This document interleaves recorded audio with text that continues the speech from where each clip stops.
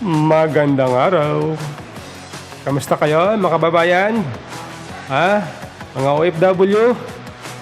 Kamusta kayo? Saan man kayo nakakaw ng mundo? Mabuhay? Ay parati po kayo mag-ingat at sana po ay magdasal. Para magkaroon po tayo ng guidance mula sa ating Panginoon Diyos. Okay? Welcome! Welcome back at welcome sa 888 Media. Okay? Ito sabi ko last time, nung nag-start na yung filing ng COC, sabi ko, sana mayroon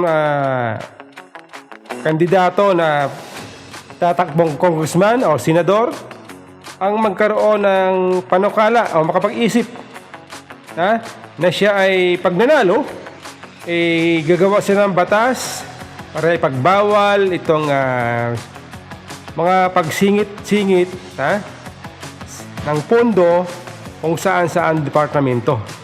At pagkatapos, kukunin, hindi natin alam kung saan pupunta. Then, sabi ko, sana merong isang tao na tatakbo, congressman, senador, na may panukala na siya ay pag nahalal, siya ay gagawa ng batas na ipagbawal itong liquidation by certification. Okay? At sa awa ng Diyos, dininig po ang ating kahilingan. At dahil dyan, mayroon pong isang congresswoman o tatakbong congresswoman sa first district ng Leyte, Tacloban City. At ang kanyang makakalaban ay itong si Speaker Romualdez. Ito pa. Ito po yung sinabi in interview ng isiminay dito sa isang tatakbong congresswoman doon sa lungsod ng Leyte, First District, Tacloban City. Okay? Ito po, pakinggan nyo. Ang tanong ng ating mga kababayan, ano po ang humikayat, nag-motivate po sa inyo na tumakbo pagka-kongresista dyan po sa First District ng Leyte? Ang humikayat sa akin, yung mga tao talaga. Yung mga tao natin sa Leyte. Okay. Tumakbo ako para kahit papaano may makarinig sa mga boses nila. Tapos, yung pagsasabi nila ng mga sa baba na matulungan sila, lalo na yung mga pobre sa Leyte. Opo, Sila yung nag-udyok sa akin, ang tao ng Leyte mismo. Last election, ako po yung regional convener ng Masada. Tumulong po ako din sa unit team. Ako yung regional coordinator sa Marcos Sara Duterte Alliance. Sino yung mga possible po ninyong makakalaban dyan po sa First District ng Leyte? Si Speaker Romualdez, Martin Romualdez. Mabigat na kalaban yan. Siyempre, malakas ho ba si Speaker Martin Romualdez sa lugar po ninyo at ang tapang po ninyo na kumalaban din sa speaker, kasalukuyang speaker ngayon? Ang nag-joke sa akin maging matapang yung mga tao sa baba. Yung mga tao sa Leyte talaga. Walang nag-utos sa akin, oy, tumakbo ka, wala. Sarili ko lang to kasi naririnig ko sa mga tao pumupunta sa akin, nakakausap ako. Lalo na sa mga ibang barangay. Yun lang po. Ma'am Romilda, kung kayo po ay papalarin na maging kongresista po dyan sa First District ng Leyte, ano-ano ho ba yung mga balak po ninyong isulong para po sa kapakanan ng mga taga-Leyte?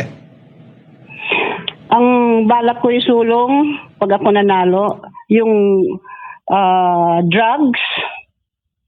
Drugs. Yung Kasi marami na talaga mga bata na nalululong sa drugs.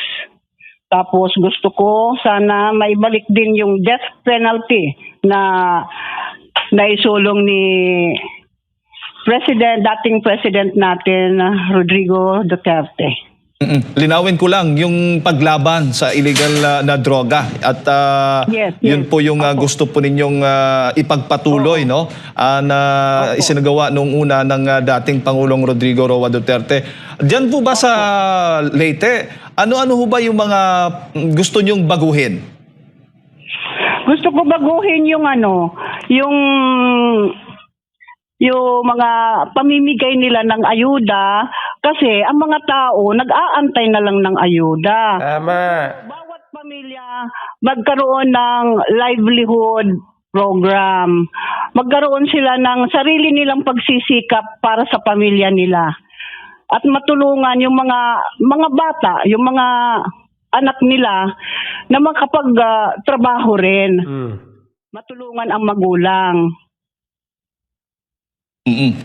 Yun po, Ma'am Romilda, dahil yan nga po yung isa sa mga nakikita natin na pamimigay ng ayuda sa mga maralitang Pilipino. Ang pamimigay ho ba ng ayuda dyan? Ano ba?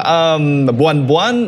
Ano ho ba, papaano ho ba yung pagtanggap ng mga kababayan natin dyan sa Leyte? Every month yata. Tapos hindi naman pare-pareho, hindi naman lahat talaga nabibigyan.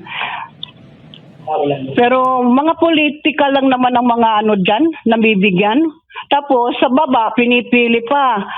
Ano ka ha, Duterte ka, hindi ka po pwede. Pinopolitika. Tapos, kawawa naman din yung mga yun. Nakanganga lang sila, nakapila pa. Tapos wag-uwi, wala silang dala. So ayan, nag-aaway-away. O bakit ito hindi nabigyan? Dapat, kung mamimigay naman lang, pantay-pantay. Tama. Di ba ho? Bukod po sa pamimigay ng ayuda, ano-ano pa yung mga problema na nakikita ninyo kung meron man dyan po sa First District ng Leyte na kailangan ding matugunan? Yung basura. Yun. Yes, ano Dapat pong nangyari? Yung sa palengke, madumi. Aha. Tapos yung traffic, ang liit ng mga driver. Corruption ang susunod natin dito eh.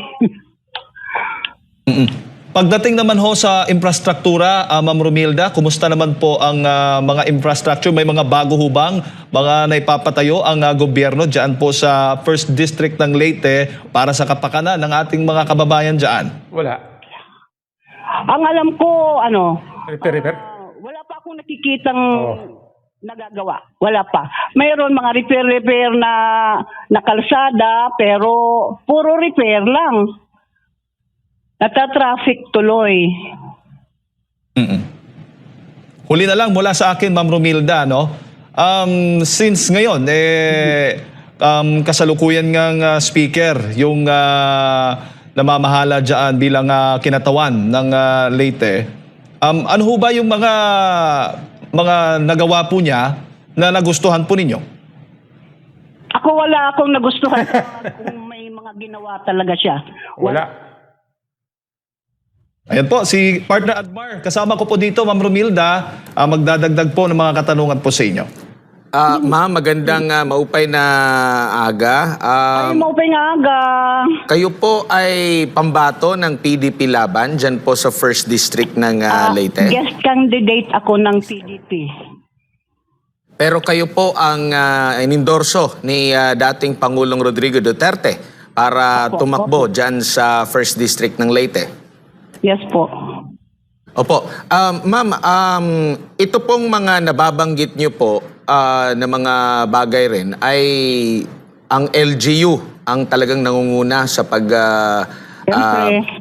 And kung baga sa batas, ano po particularly ang gagawin niyo po na batas upang makatulong? Kasi alam niyo naman po, numbers game din ang dyan sa Kamara. Malakas yung administrasyon. Paano mo kaya, if ever man, na matalo mo ang speaker dyan at mabigyan ka ng posisyon sa Kamara, ano-anong mga particular na batas ang isusulong po ninyo, Ma'am Romilda?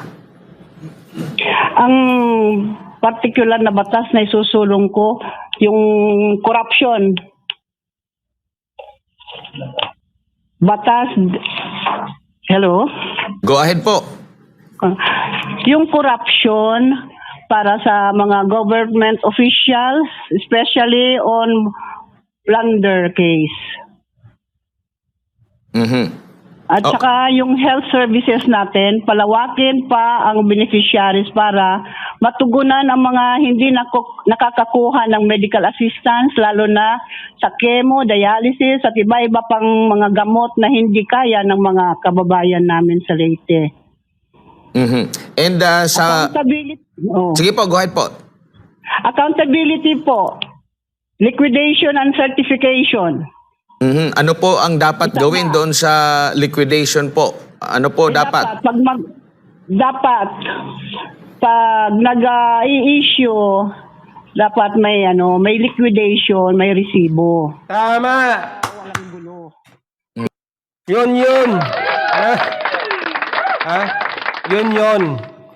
Yun ang gusto natin na mangyari, na meron sana isang mambabatas na gumawa ng batas na ipagbawal yung liquidation by certification sapagkat alam po ninyo mga kababayan, yan po ay yung ginagawa na yan, liquidation by certification, dyan po nagtatago itong ating mga mambabatas.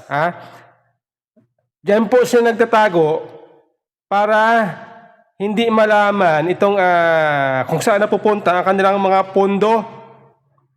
Ay alam po ninyo itong ating mga congressman, senador, hindi lang po yung mamabatas. May mga pondo po sila. Dahil dyan sa liquidation by certification, wala na po tayong alam kung saan napupunta ka.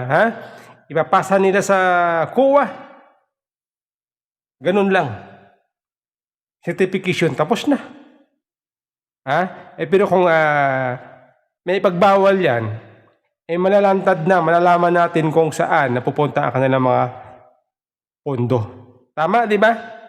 Kaya mahalaga yan.